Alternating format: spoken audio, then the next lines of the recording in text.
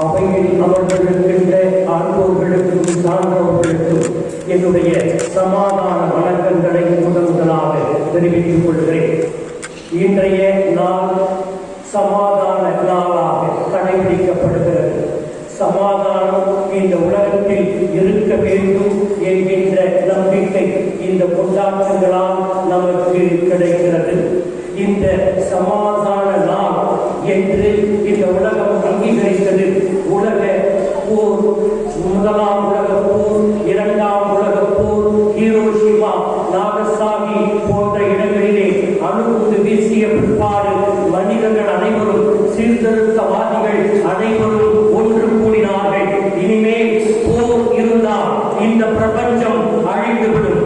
எனவே போரை நிறுத்த வேண்டும், சமாதானம் இந்த மண்ணில் நிலைபெற வேண்டும் என்பதற்காக இந்த நாளை உருவாக்கினார்கள். ஹிரோஷிமா என்ற நகரிலே ஆகஸ்ட் 6ஆம் தேதி 1945ஆம் ஆண்டு, அதே போல் நாகசாகி நகரத்திலே ஆகஸ்ட் 9, 1945ஆம் ஆண்டு அணுகுண்டு போடப்பட்டது. அந்த அணுகுண்டை கண்டுபிடித்தவர் ராபர்ட் ஓப்பன்ஹைமர். அவர் சொல்லுகிறார், அன்று மட்டும் 2 லட்சம் மக்கள் இறந்தார்கள். அன்று இரவு முழுவதும் நான் உறங்கவில்லை. நான் அணுகுண்டை கண்டுபிடித்ததற்காக வெட்கப்படுகிறேன், அவமானப்படுகிறேன். ஆக்கப்பூர்வமாக பயன்படுத்த வேண்டும் என்று அணுகுண்டை கண்டுபிடித்ததற்கு இந்த அரசியல் தலைவர்கள் கெடுமதியோடு தங்களுடைய அகந்தையை வெளிப்படுத்த அடுத்த நாட்டின் மேல் போர் கொடுத்து மக்களை அழிக்கின்ற அழிவு பாதையில் செல்வதை பார்த்து நான் மிகவும் கவலையுறுகிறேன், வெட்கமுறுகிறேன். எனவே சமாதானம் இந்த உலகத்தில் இருக்க வேண்டும் என்று அவர் விரும்பினார். அதே போல ஆல்பர்ட் ஐன்ஸ்டைன் என்கின்ற அறிஞர் இந்த உலகத்திலேயே தன்னுடைய மூளையை 1% பயன்படுத்திய ஒரே மனிதர் என்று வர்ணிக்கப்படுகின்றவர் இந்த ஆல்பர்ட் ஐன்ஸ்டைன். இவர் சரியாக படிக்க மாட்டார், பள்ளியிலே படிக்க மாட்டார். அவருடைய தாயிடம் அந்த ஆசிரியை சொன்னார், உன்னுடைய மகன் படிப்பிற்கு தகுதியற்றவன், எனவே இந்த பள்ளியில் இருந்து அவனை எடுத்துக் கொண்டு போ என்று சொன்னவுடன் அந்த தாய் அந்த மகனுக்கு சொன்னார், உன்னிடத்திலே ஒரு திறமை ஒளிந்திருக்கிறது, நீ நன்றாக வளர முடியும் என்று சொல்லி அவருக்கு உற்சாகப்படுத்தினார்.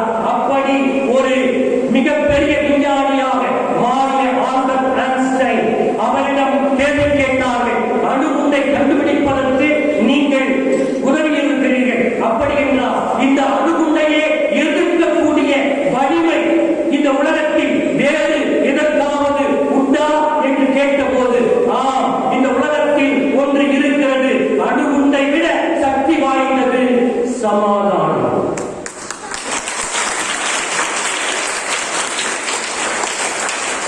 ஆங்கிலத்திலே சொல்லுவார்கள், it is difficult to live without outer peace, but it is impossible to live without inner peace.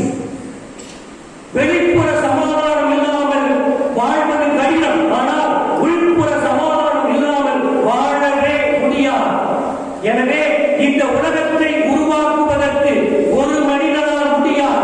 இன்றைய சூழ்நிலை சமாதானம் இல்லாததற்கு காரணம் ஒன்றே ஒன்று.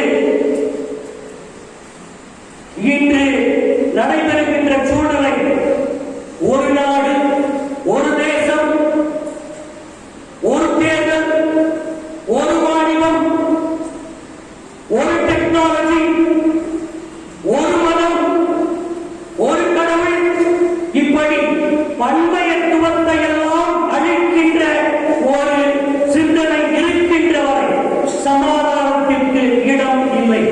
எப்பொழுது பன்மையத்துவம் மதிக்கப்படுகிறதோ, எப்பொழுது எல்லோரும் நாம் எல்லோரும் ஒருவருக்கொருவர் தொடர்புடையவர்கள், we are all interdependent beings, ஒருவரை ஒருவர் சார்ந்து வாழ்கிறோம், interconnected beings, ஒருவர் ஒருவரோடு நாம் தொடர்பு கொண்டிருக்கிறோம்.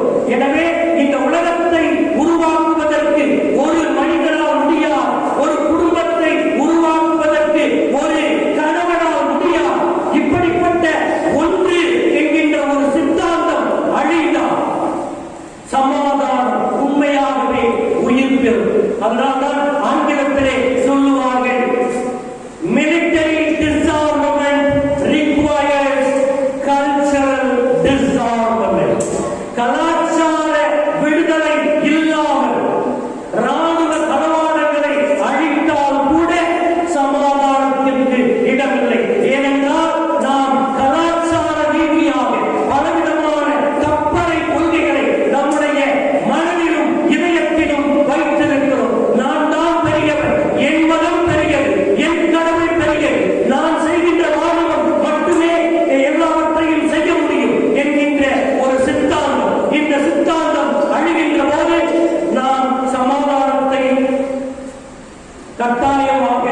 உணர முடியும்.